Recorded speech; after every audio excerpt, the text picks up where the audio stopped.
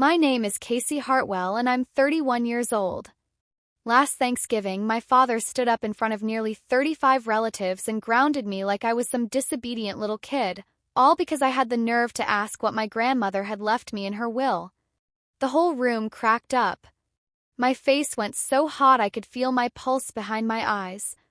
But I looked him dead in the eye and said exactly one word. Fine. The next morning, he knocked on my bedroom door with this smug little smirk. Finally learned your place, he said. Then he saw the empty room. No clothes. No suitcase. No me. The drawers were all open and empty. Closet was bare. He stood there in the doorway of my childhood bedroom and the smirk just slowly slid off his face like something melting. Before he could even dial my number, the doorbell rang. And standing on the front porch, visibly shaking, holding a leather briefcase stuffed with documents my father never knew existed, was the family's attorney. "Mr. Hartwell," he said quietly, "what have you done?" Before I tell you what was in that briefcase, if this kind of story hits different for you, go ahead and smash that subscribe button right now so you never miss one. And drop a comment below telling me what city you're watching from and what time it is where you are. I read every single one. Now let's get back to where this whole thing started. Let me take you back to October, the morning my grandmother died and the first domino tipped over. My grandmother, Margaret Maggie Louise Calloway, passed away on a Thursday morning at St. Vincent's Medical Center in Nashville. She was 84 years old. I got the call from my mom at 6:22 in the morning. I remember the exact time because I was already awake at my work desk in my 500-square-foot apartment, sketching out a landscape design for a client in Brentwood. Mom's voice sounded like paper stretched too thin over light. "It's Grandma, Casey. She's gone." I drove the 20-some minutes to the hospital in complete silence. No music, no podcasts. Just Nashville rain against the windshield and my own breath.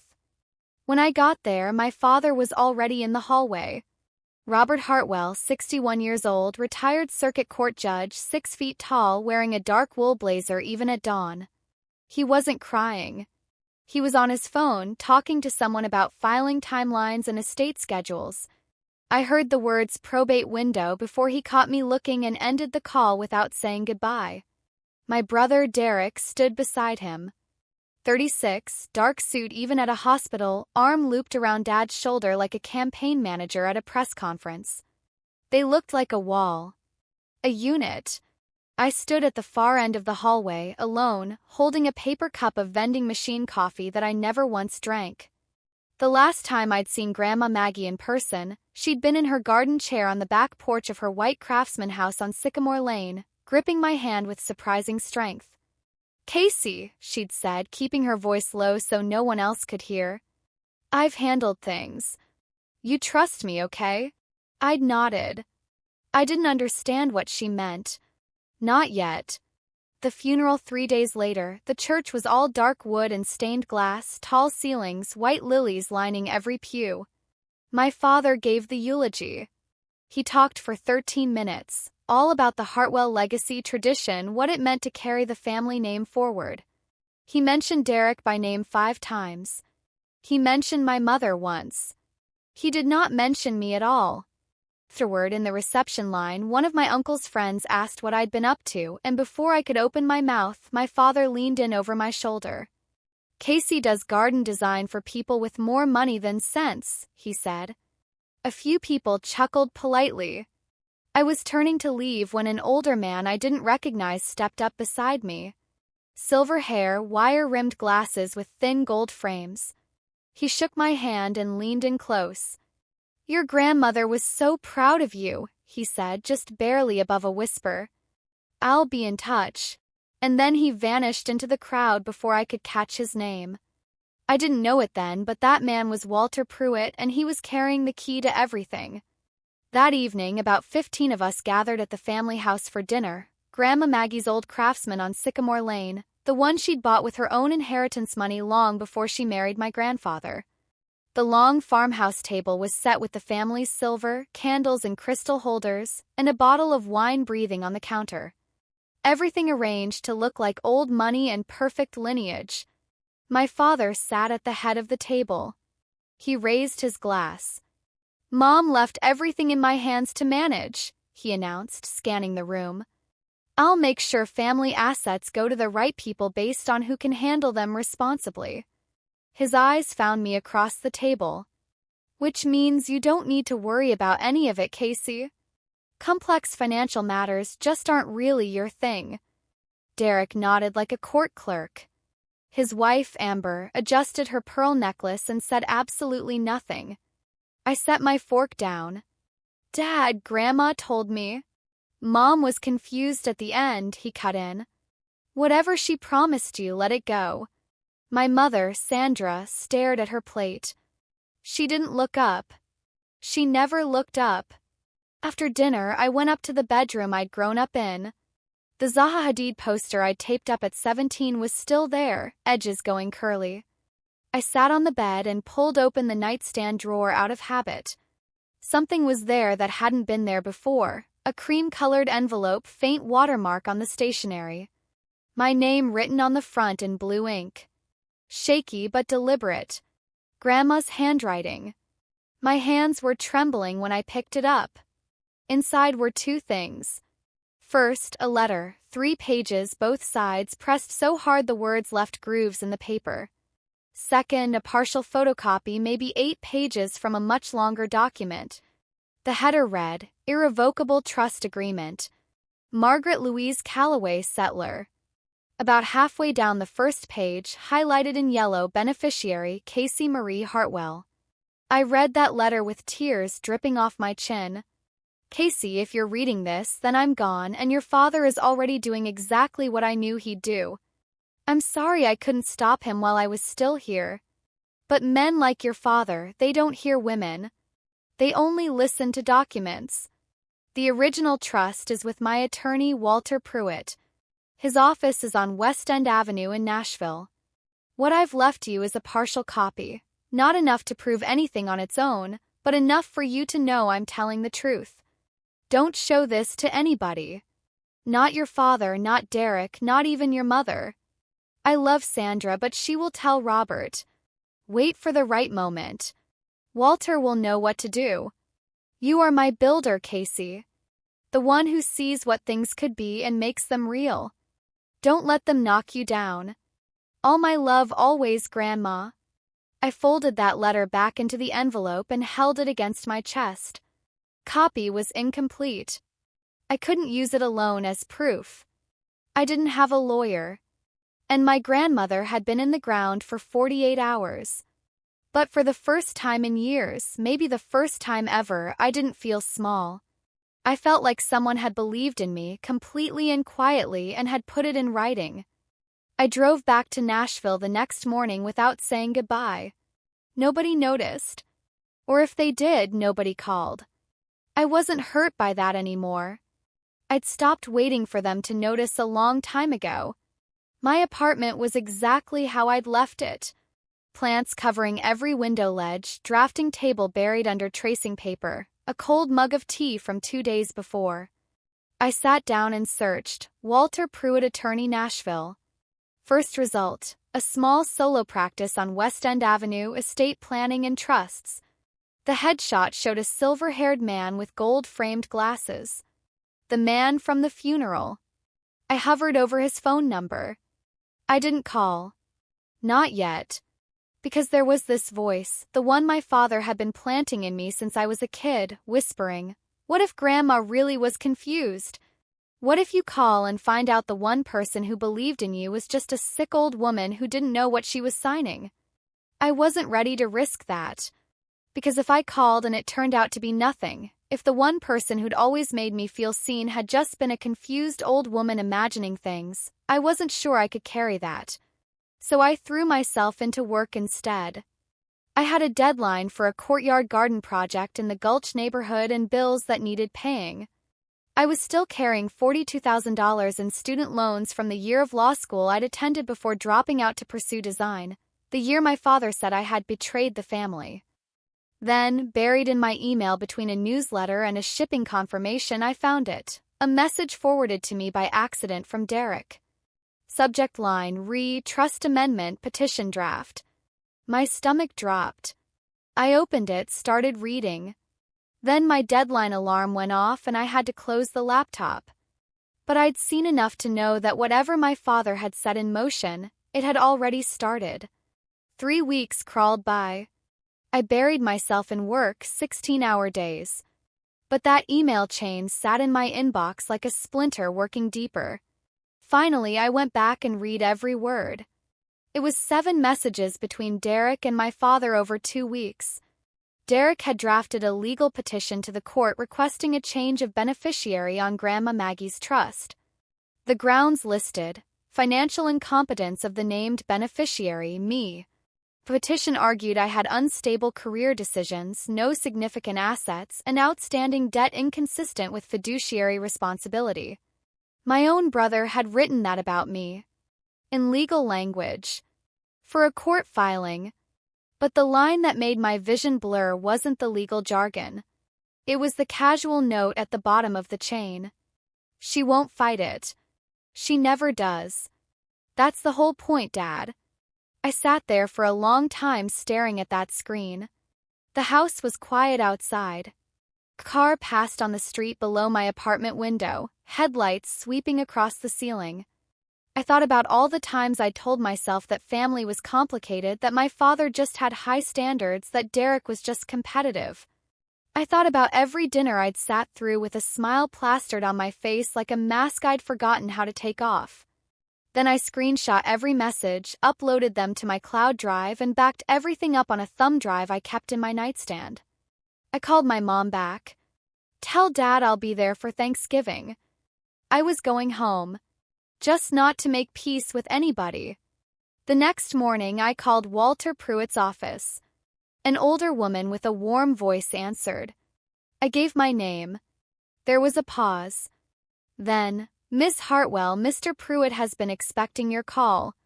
Can you come in today?" 2 hours later, I was sitting across from him in a small office on West End Avenue, bookshelves on every wall, an oriental rug that had seen better decades. Walter Pruitt looked exactly like the man from the funeral. Silver hair, gold-framed glasses, the measured quiet of someone who chose every word like it mattered. "Your grandmother hired me 22 years ago," he said. "I drafted her original will, her living trust, and then 8 years ago, after a conversation that deeply troubled her, she asked me to create an irrevocable trust with you as the sole beneficiary." He slid a document across the desk. The original. Thick cream-colored paper, a notary's red seal from the state of Tennessee, signatures at the bottom. $750,000 in an educational trust managed through First Tennessee Bank. Irrevocable means the trustee, your father, cannot legally alter the beneficiary designation, he said.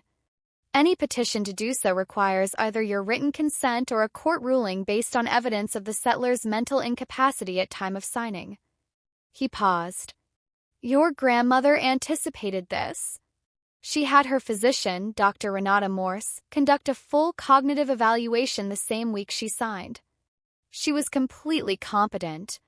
I exhaled for what felt like the first time in months. There's more, Walter said. Your father filed a petition 5 weeks ago requesting the beneficiary be changed to Derek. He told the court he was unable to locate you. His jaw tightened. You and I both know that isn't true. I showed him the email chain. He read it without a single change in expression. Then looked up. This is evidence of deliberate breach of fiduciary duty. If you want to fight this, you have everything you need. I won't fight it. He nodded once. Then, almost as an afterthought, there's one more thing, Casey. Your grandmother also left you the house on Sycamore Lane. It's included in the trust. I don't believe your father knows. He never read the full document. I stared at him. Craftsman House. The garden. Porch where Grandma and I used to sit on summer evenings watching fireflies blink on and off over the yard. Walter looked at me over his glasses. Your grandmother knew exactly what would happen after she was gone. She spent 8 years making sure you'd be protected. The question is when you want to use it. Thanksgiving, I said. He's invited the whole family. 35 people. Walter studied me for a long moment. Then he gave one slow, deliberate nod. The Wednesday before Thanksgiving, I packed light. One change of clothes, my good camel-colored coat, secondhand from a consignment shop on 12th Avenue South, the nicest thing I owned, a toothbrush and a manila folder of notarized copies. The originals stayed with Walter in his office safe. Copies were for the family. The originals were for the courtroom. I drove through the autumn Tennessee hills, leaves gone full burnt orange and copper, sky that November gray that couldn't decide between rain and resignation. The Hartwell house appeared through the trees, white craftsman facade, stone path, the old oak standing sentinel out front. From outside, it looked like a postcard. That was always the whole point. My mom met me at the door, hugging me a beat too long. "Your father's in the study," she murmured. "He's in a mood." I carried my bag upstairs to my old room. The Zaha Hadid poster. The twin bed with the faded quilt. I knelt and slid the manila folder flat under the mattress. Then I stood at the window and looked out at Grandma's side garden. The dahlias were all dead straw. Nobody had touched it since she got too sick to tend it herself. I pressed my palm flat against the cold glass and whispered to no one. "I'm here, Grandma." Thanksgiving morning, the house filled like a theater before opening night. Cars lined the street by 10. Uncle Frank and Aunt Donna from Knoxville. Prior cousins from Memphis. Great-Aunt Bertie, who flew in from Phoenix. By noon, 37 people were packed into the Hartwell house, and the noise was its own living thing. I helped in the kitchen because nobody asked me to do anything else. Sandra and Amber sat at the breakfast nook drinking sweet tea while I chopped celery and peeled sweet potatoes. That felt about right. Nothing had changed since I was 12. At 4 o'clock we sat down to eat. The farmhouse table seated 20. The overflow crowded a folding table in the sunroom. I was seated at the folding table between my 9-year-old second cousin, Benji, and an empty chair. My father stood at the head of the main table, the family silver gleaming under candlelight. He raised his glass of Pinot. "This Thanksgiving is a special one," he said, his courtroom voice filling the room. "We lost Mom this year. But the Hartwell family endures. And I am proudest of all of my son Derek, who just closed the biggest case of his career." He turned to him. "To you, son." Applause. Derek accepted it with practiced, modest grace. From the folding table, my Aunt Donna called out warmly, "What about Casey? Any exciting news, sweetheart?" I opened my mouth. "Casey's still figuring things out," my father said, not quite looking at me. "She's creative. We'll give her that. Every family needs somebody to remind the rest of us what not to do. Right, Casey?" The laughter rolled across both tables like a wave. I sat there and absorbed it the way I'd been absorbing things since I was a child. Spine straight, face neutral, hands folded in my lap. Benji, the 9-year-old beside me, looked up and whispered, "Are you okay?" I handed him a dinner roll. "I'm good, bud." "Thanks." After the pie was half gone and the bourbon was flowing, my father stood again. The room settled. "One more thing," he said. "Tomorrow morning, I'll be making an important announcement regarding Mom's estate. I expect everyone to be present. It's what she would have wanted." He smiled the smile of a man who'd already decided the verdict. I looked at Derek. He was studying his glass with a small, private smile. I looked at my mother. She was staring at the tablecloth. I looked at my father. He was looking directly at me, and for just a second, his smile sharpened into something that wasn't a smile at all. I excused myself to do the dishes. Kitchen was quiet except for running water and my own breathing. In the next room, 35 people were laughing and drinking bourbon. Not one of them had offered to carry a single plate. I heard footsteps. Derek leaned in the doorway, wine glass dangling from 2 fingers. You know, Case, he said casually, you should really be thanking Dad for even including you at the table, even if it was the kiddie table. He laughed at his own joke. I kept scrubbing. But something in me, some wire pulled tight for 31 years, finally hummed. Derek, I said, quiet and steady. Do you know what Grandma left me? The silence behind me changed texture. I heard his glass hit the counter. When I glanced over my shoulder, his face had gone completely still. He walked out without a word. 10 minutes later, my father's voice thundered down the hall. Casey. Living room. Now. I dried my hands and walked in. 35 faces looked at me. My father stood in the center of the room, bourbon in hand, his other arm pointing at me like I was a defendant. What did you say to your brother? His full judicial baritone, the voice designed for 30 years to make people feel smaller than they were. Did you threaten him with the will? You think you can manipulate this family? I started to respond. He didn't let me. You are grounded, he said. You are grounded until you apologize to your brother. Go to your room. The room erupted. Not in shock. In laughter. 35 adults, laughing because Robert Hartwell had just grounded his 31-year-old daughter like she'd gotten sassy at the dinner table. Aunt Donna covered her mouth, but her shoulders were shaking. Uncle Frank choked on his drink. Even Amber let out a soft, delicate gasp that was really just a polished giggle. My face burned. The heat climbed from my chest up my neck and into my temples all at once. I looked for my mother. Sandra was in the corner armchair, staring down at her hands. Completely silent. Nobody said that's enough. Nobody said stop. My father jabbed a finger toward the staircase. Go. Now. I held his eyes for 3 full seconds. Then I said, in a voice that surprised even me with how calm it was, fine. I turned. I walked upstairs. I closed the bedroom door behind me. And then I pulled out my phone and called Walter Pruitt. He picked up on the second ring. Mr. Pruitt, I said. I need you to bring the originals. Tomorrow morning, 8 o'clock. A pause.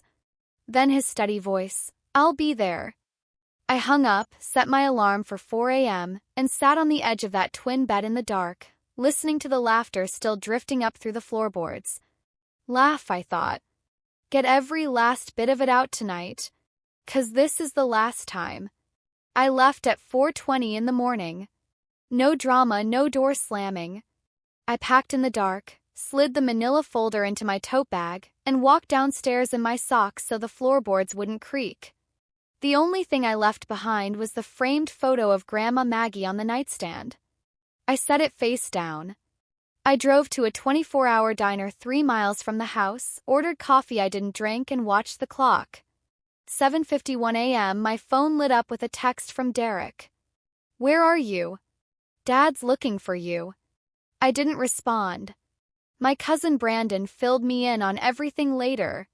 My father came downstairs at 7:35, freshly showered, pressed button down like he was chairing a board meeting. He poured his coffee, scanned the room, and said, Somebody go wake Casey up. She's got an apology to deliver. Nobody moved.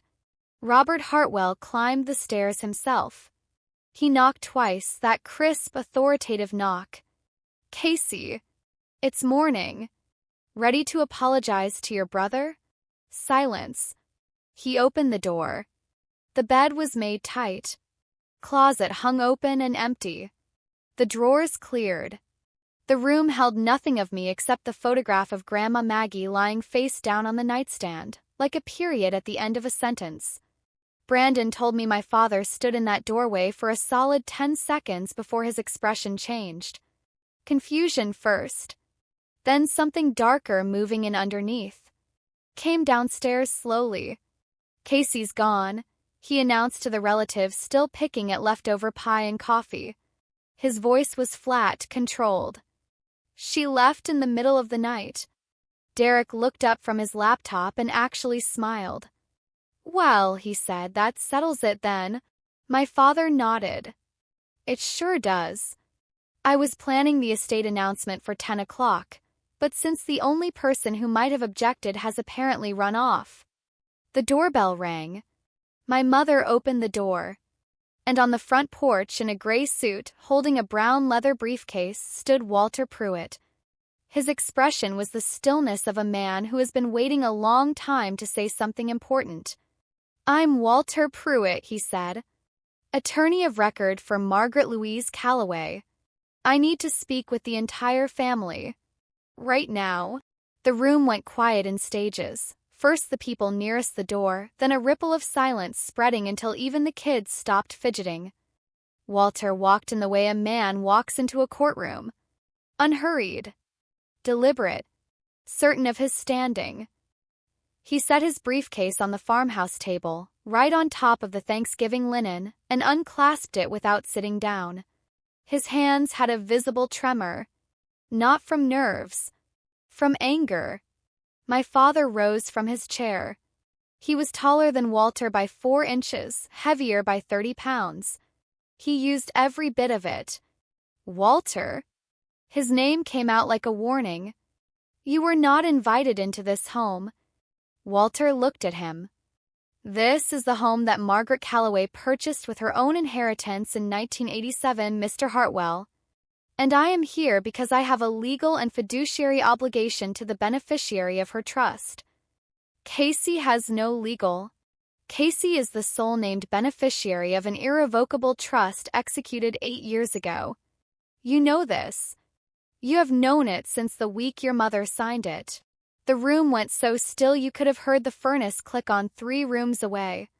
35 pairs of eyes moved back and forth between the two men like spectators at a trial, which in every sense that mattered they were. Robert's jaw went rigid. My mother was in cognitive decline. Whatever she signed was signed in the presence of 2 independent witnesses and accompanied by a physician's evaluation confirming complete mental competency. Walter opened the briefcase and removed a folder. "I have all of it right here. Would you like me to read it aloud, Mr. Hartwell?" In front of everyone, question hung there in the air. And Anna leaned forward. Uncle Frank put down his coffee cup. My father looked at that folder the way you look at something pointed at your chest. Then he straightened his shoulders and said very quietly, "Get out of my house." "Sir." Walter's voice was soft, but it cut right through. "What have you done?" What happened next is something I've turned over in my mind 100 times. Because it was the moment the mask finally cracked, not slowly, not gracefully, but in one sudden ugly split straight down the middle. My father stepped forward. I said, "Get out. You're trespassing. I will call the police." "You're welcome to," Walter replied, not budging 1 inch. "And when they arrive, I'll show them the petition you filed with the court 5 weeks ago, the one where you claim to be unable to locate the beneficiary of your mother's trust." He paused. "The beneficiary whose phone number you have, whose address you have, who was sleeping in this very house last night." Robert's face cycled through red, then white, then a mottled gray I'd never seen on a living person. That's when Derek stood up. My brother, the golden child, the family lawyer, stepped forward with both hands raised. "Mr. Pruitt," he said smoothly, "any documents you're referencing can be contested through the appropriate." "You drafted the petition, didn't you, Mr. Hartwell?" Walter turned to face him, voice quiet and surgical. "You prepared the filing to alter the beneficiary of an irrevocable trust on behalf of your father, who is also the trustee." "I have the emails." Derek's composure didn't shatter. It evaporated. One moment he was a confident attorney. The next he was a man whose mouth had gone slack, whose eyes had darted, involuntarily and unmistakably, straight to our father. "Dad," he said under his breath. "We need to talk in private." Robert didn't even look at him. "I have nothing to hide." Aunt Donna stood up. "Robert," she said firmly. "Let the man speak." A low murmur of agreement moved through the room. Not loud. Not combative. but present, like the first cracks through ice right before the whole surface gives. My father looked around and saw, maybe for the very first time, that the audience he had so carefully assembled for his own performance was no longer on his side. "This is absurd," he said. But his voice had lost its courtroom resonance. It sounded thinner now. Smaller. Then my father did what he's always done when the ground starts shifting underneath him. He escalated. Everyone listened to me. Both hands up, palms out. This man, he jabbed a finger at Walter, was hired by my mother when she was already confused. He's been feeding Casey stories. This is a private family matter, and I will not allow an outsider. Robert. Walter's voice cut clean through. I served your mother for 22 years. I am not an outsider. And I am here because you violated the terms of a legal instrument that you swore as trustee to uphold. Out. My father's voice cracked. He pointed toward the door. Get out right now, or I swear to God I will have you arrested. Walter looked at him for a long moment. Then he closed his briefcase with a deliberate click, tucked it under his arm, and nodded, not in defeat but the way a chess player acknowledges the next 3 moves. I'll go, he said calmly. But I'll be back at 2 o'clock for the formal reading of Margaret Calloway's estate, which you scheduled, Mr. Hartwell. It's on your own calendar. He paused in the doorway. And I won't be coming alone. The front door closed with a soft, final click. My father smoothed his shirt, adjusted his watch, and reassembled his composure the way a man straightens a painting after an earthquake. I'm sorry you all had to see that. Casey hired some ambulance chaser to stir the pot. This afternoon, I'll read Mom's reel will properly and everything will be clear. Derek sat back down and opened his laptop. His fingers moved fast, deleting something. The emails I'd later realize. 2 o'clock was 6 hours away. I was parked outside a Frothy Monkey coffee shop on 12th Avenue South, watching rain trace crooked lines down my windshield. At 8:24 a.m., I'd sent a formal email to the Trust Management Division at First Tennessee Bank requesting written confirmation of my status as beneficiary. 10:07 a.m., the reply came from Trust Officer James Whitfield. The trust corpus of $750,000 remained intact and undispersed. The petition filed by Robert A. Hartwell had not been approved. No disbursements could be made without my written authorization. I read it 3 times, saved it, backed it up, and printed a copy at the FedEx 2 blocks away. At 11:30, Walter called. He threw me out. I know. Brandon texted me. 2 o'clock, Casey. You go in first. I follow. A pause. Are you sure about this? Once it's done, it cannot be undone. I looked out at the rain. A woman walked past holding a little boy's hand. Both of them jumping through every puddle they could find, completely delighted. Mr. Pruitt, I said, I have been going back my entire life. Every holiday, every phone call, every single time I swallowed something that should have made me spit. I'm done going back. Then I'll see you at 2. I hung up, checked my sun visor mirror. The face looking back at me was pale and tired and completely certain. I zipped up my coat. Trust copy notarized. Bank confirmation printed. Email chain screenshot and timestamped. Grandma's handwritten letter. Everything in order. Everything real. I started the car. At 1:50, I drove down Sycamore Lane for the second time in 24 hours. The rain had stopped. A thin November sun was turning the wet pavement into a long, pale mirror. The old oaks were almost completely bare now, branches like black ink against a gray sky. I drove slowly. I wasn't stalling. I was remembering. This was the sidewalk where Grandma Maggie taught me to ride a bike. The side garden where she'd knelt beside me in the dirt and showed me how to plant a seedling without disturbing the roots. The secret, she'd said, pressing my small hand into the warm soil, is you take the whole root ball. You never leave any part of yourself behind. My phone buzzed. Mom. Casey, where are you? Just come home and apologize. This can all be over. Please. Mom, I said. I'm coming. But not to apologize. A silence. Then, very small, what are you going to do? The right thing. I hung up. I parked a block behind the house, next to Walter's silver sedan. He was already there, briefcase on his lap, reading glasses on, completely still. He caught my eye through the windshield and gave one single nod. I got out. Camel coat, canvas tote, manila folder inside.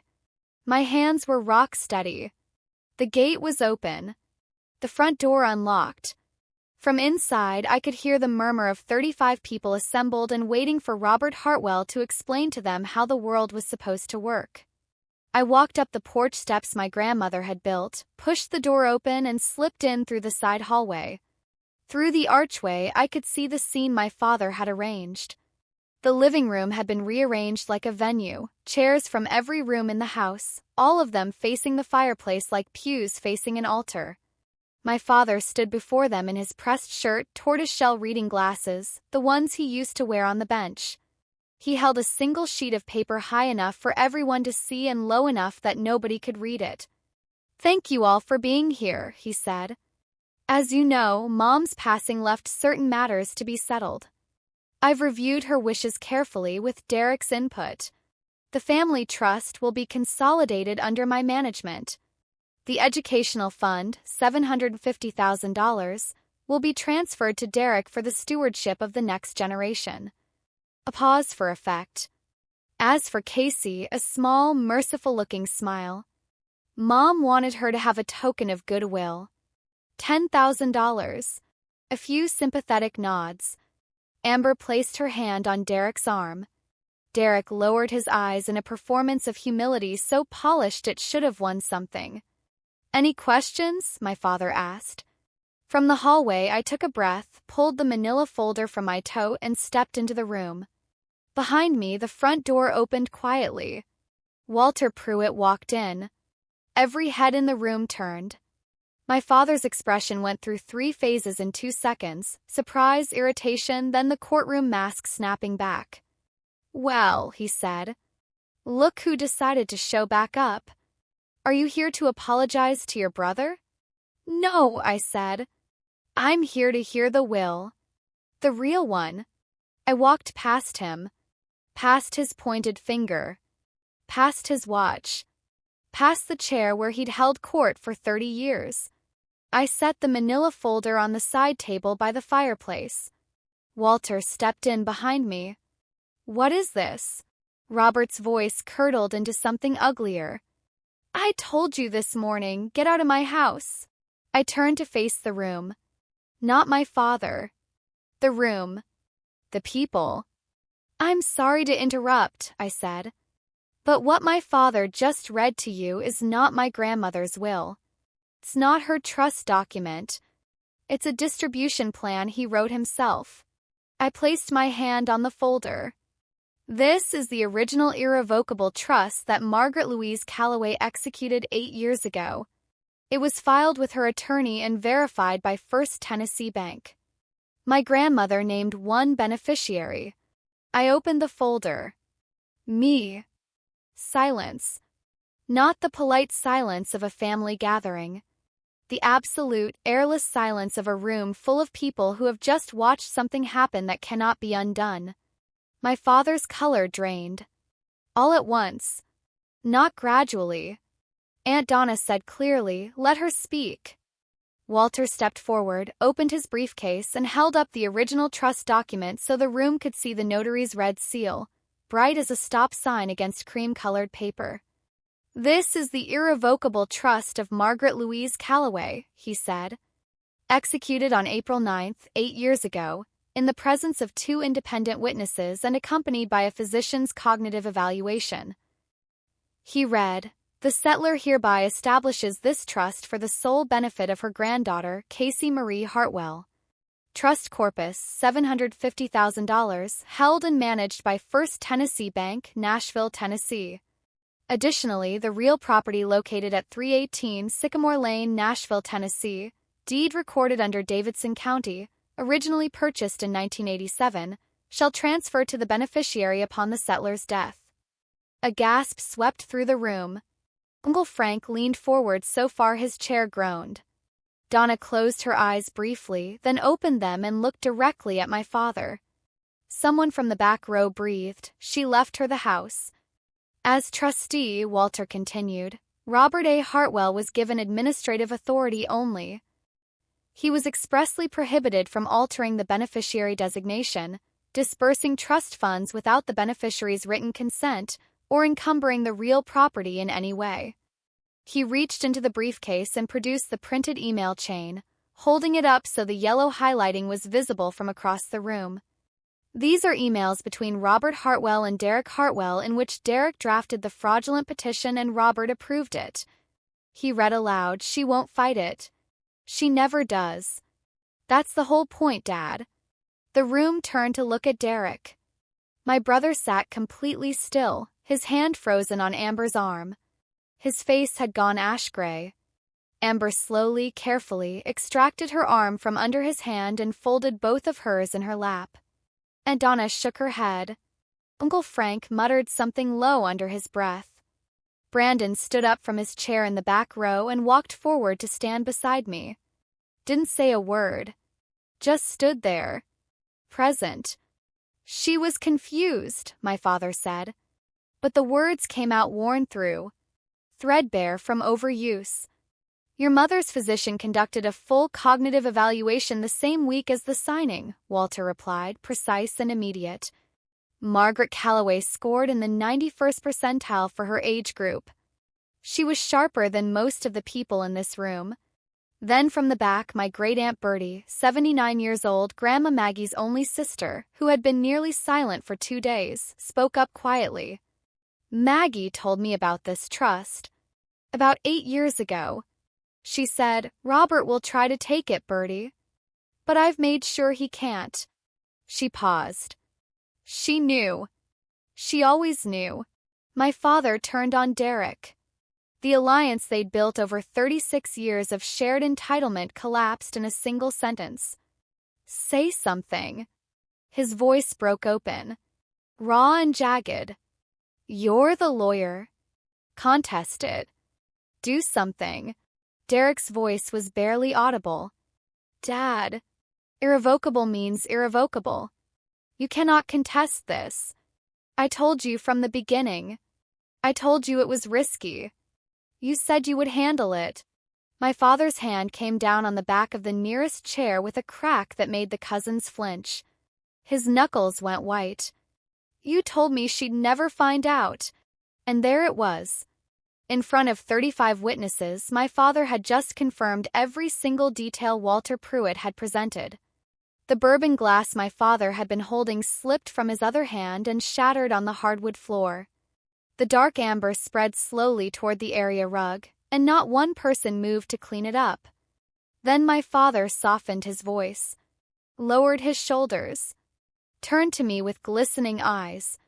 I'd seen him do this my whole life, on my mother, on me, on anyone who ever cornered him. "Casey, sweetheart, I was only trying to protect the family. You're young. You don't have experience with money at this scale. I was doing this because I love you." I looked at him. The man who had called my work a punchline, who had seated me at the children's table, who had grounded me at 31 in front of every relative I'd ever known, who had told a court he couldn't locate me when I was sleeping 10 feet above his head. I let the silence hold for 3 full seconds. "You didn't do this because you love me, Dad. You did this because you have never once believed a daughter deserves the same as a son. And that isn't love. That's control." My mother stood up. Sandra Hartwell, who had been silent in this man's shadow for 35 years.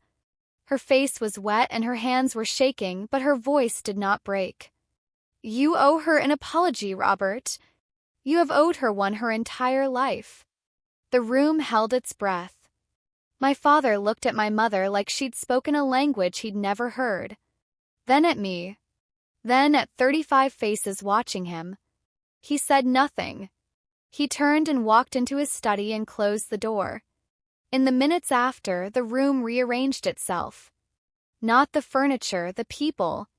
The invisible lines of loyalty that had organized every family gathering for as long as I could remember shifted quietly and permanently. And Anna reached me first. She pulled me into a hug that smelled like Chanel and strong coffee. "Your grandmother would be so proud of you right now," she said close to my ear. "So unbelievably proud." Brandon squeezed my shoulder. "You've always been the toughest one in this family. You just never had to prove it before." Derek rose from the sofa. He didn't look at me. He took Amber's arm and moved toward the front door. Amber paused in the hallway, reached up, unclasped her pearl necklace, and slipped it quietly into her coat pocket, as if making herself smaller could make her less associated. Walter was already organizing documents back into his briefcase. "I'll file the petition to remove Mr. Hartwell as trustee first thing Monday morning," he said.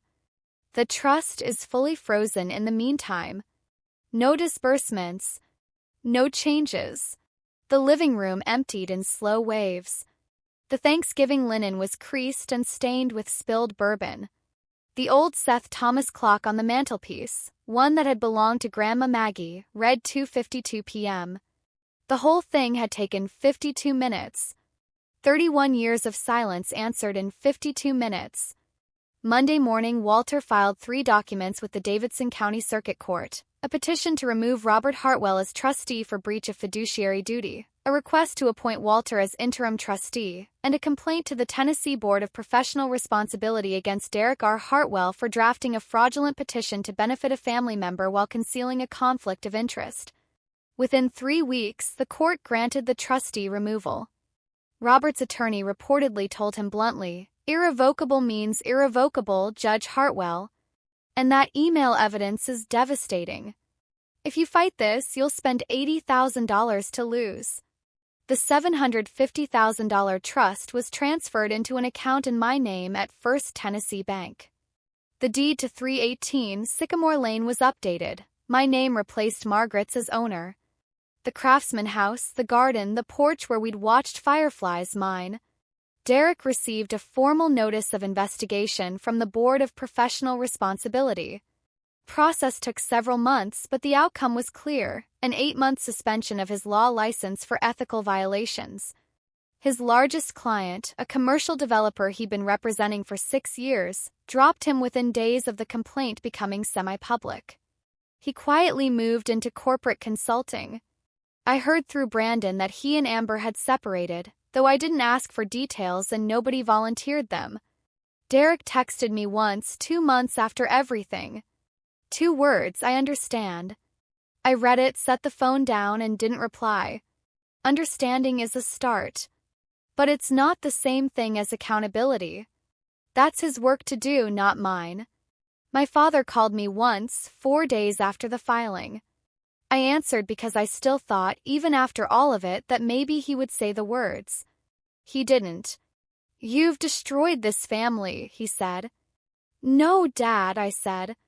"You did. I just brought the receipts." He hung up. I haven't heard from him since. 2 weeks after the court order, I drove to Sycamore Lane with a single brass key Walter had handed across his desk. "It's yours," he'd said simply.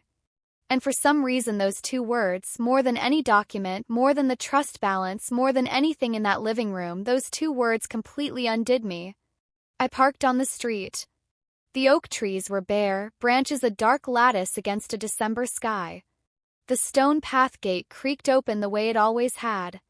Porch steps still had Grandma's faded welcome mat, green, patterned with little ferns. I turned the key. The door opened into the foyer, and the smell hit me first. Wood polish, old books, the faint sweetness of the lavender sachets she kept in every closet. The house was silent in a way I'd never experienced inside it. My father's presence had always been the dominant frequency here, his voice filling every room, his opinions occupying every conversation. Without him, the house breathed differently. Breathed like something that had been waiting a long time to rest. I walked through each room slowly. The living room where 35 people had sat and watched my life change. The dining room with the farmhouse table still bearing ring stains from bourbon glasses.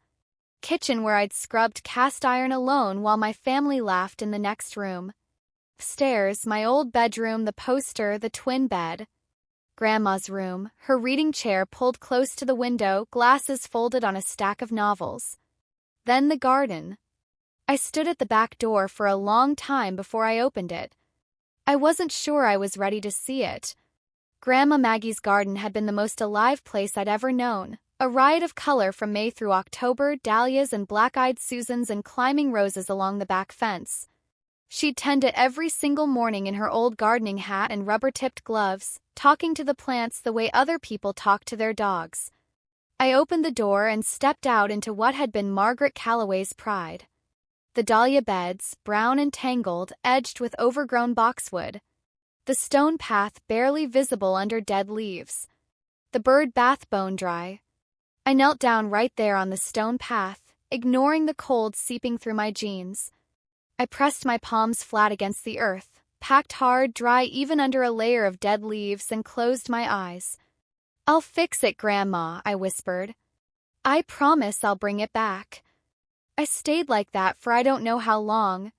The December air was cold and still. A few dried leaves skittered across the stone path. Somewhere in the neighborhood, somebody's wind chime was going.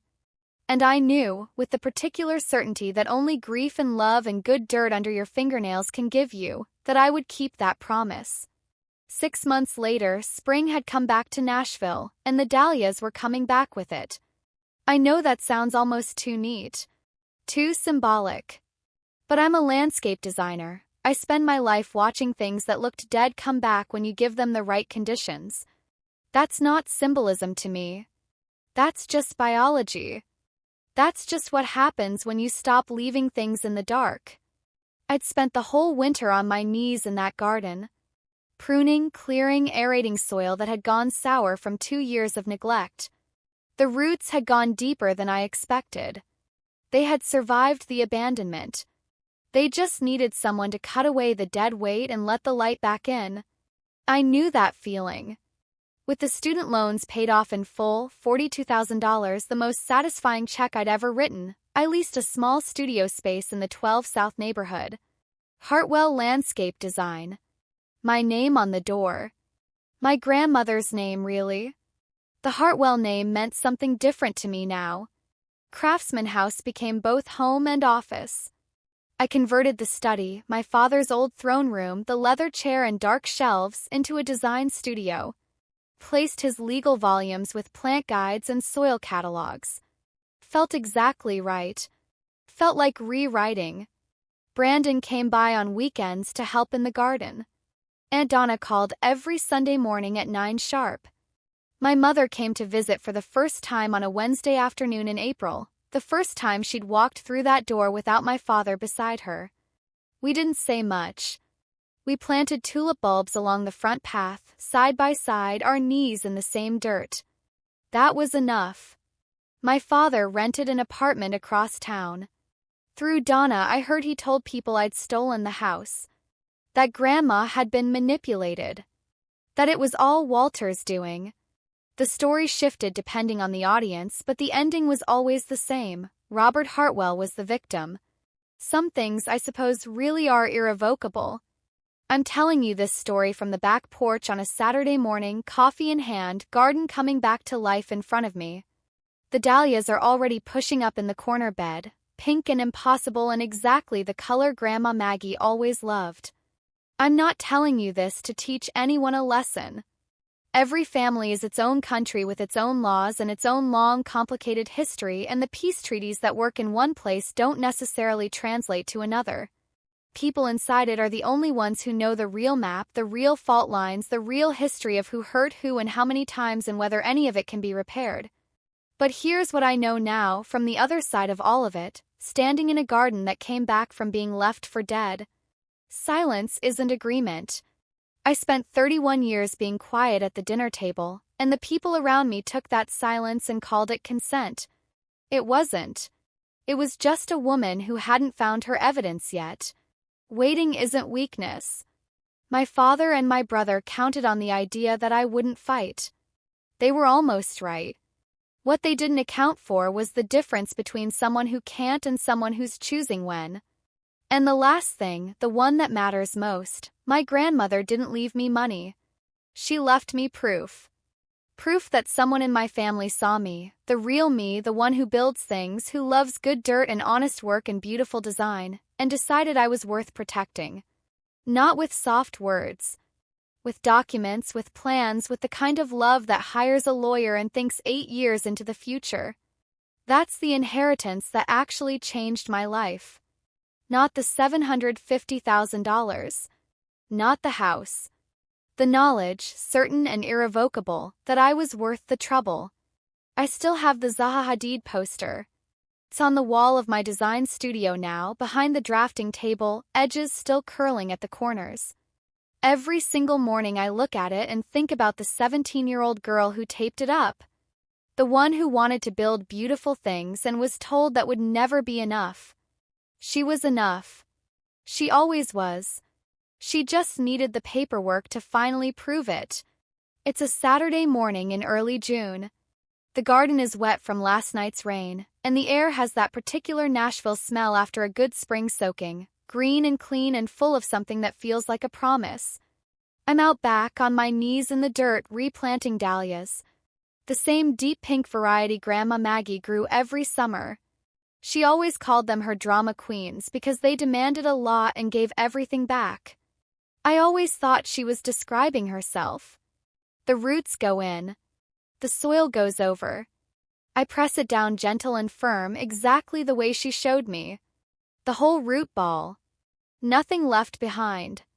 The sun clears the roofline and falls across the garden in long warm bars. My coffee is cold on the porch railing. Somewhere across town, my father is waking up in a rented apartment and telling himself a story where he's the one who got wronged. Maybe someday he'll stop. I don't spend a lot of time waiting for it anymore. I stand up, wipe the dirt from my jeans, and notice something on the front porch that wasn't there last night. An envelope. No stamp, no return address. Just my name in handwriting I'd know anywhere. Not Grandma's this time, but almost as familiar. I open it. One line. I'm sorry I didn't stand up sooner. I'm standing now. Mom. I fold it carefully. Tuck it into my coat pocket right next to the one I carry everywhere, the cream-colored stationery with the blue ink and the words that started all of this. 2 letters.